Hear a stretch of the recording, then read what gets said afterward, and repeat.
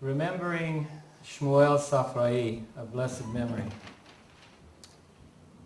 Ordained a rabbi at the age of 20 already from the prestigious Mossad Harav Kook. That's young. Once his father told him, he was about 14, and his father said, if you'll memorize the tractate Sanhedrin from the Mishnah, I'll take you with me to Tel Aviv next week. And going to Tel Aviv in those days, and they were living up in the Galilee, that was about like going to London today. So he got busy and he started memorizing, and he found it was easy to memorize. And he memorized the whole tractate, said it to his father, and he got to go to Tel Aviv with his father. And then he just kept memorizing and memorizing. Once he had an eye operation at the age of about 70, and it was a very painful operation. They couldn't use any anesthesia. So he said to the doctors, that's all right, I'm going to be somewhere else. And he reviewed a whole tractate of the Talmud, all the commentaries around the Talmud page, the folio page. And he went through all of that from memory while they were operating. And then they woke him up and he said, no, I'm not quite finished yet. Just another few minutes. And he went on until he had reviewed the whole tractate from the Talmud. What a memory. Once they tested him, they asked the computer a question, and they asked him a question throughout rabbinic literature, which is like 1,000 volumes, and he beat the computer.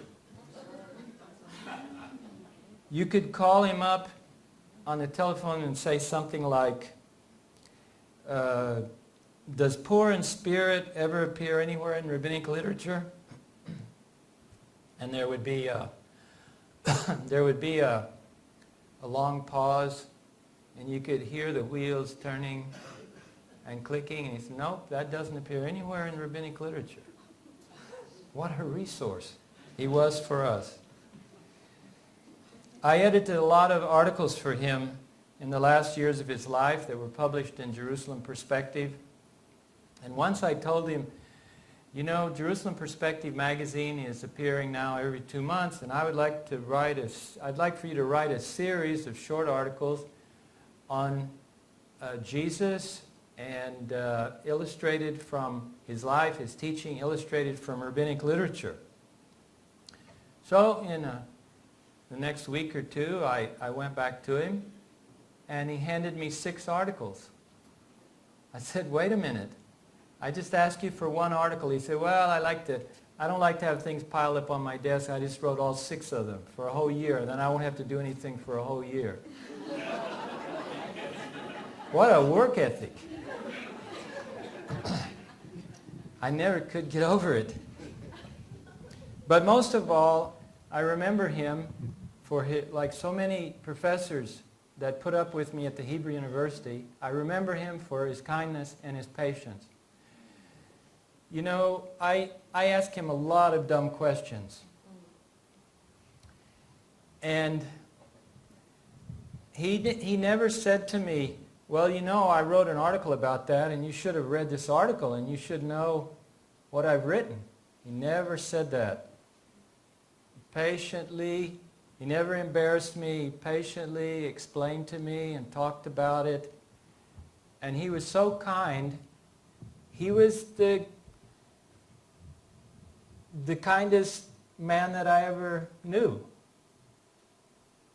And so, since nobody really was here that from the Safrai family, and no one could speak about him, I decided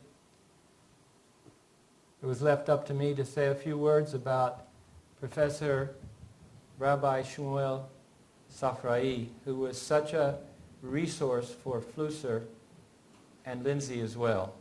May his memory be a blessing. Zichrono livracha. Amen.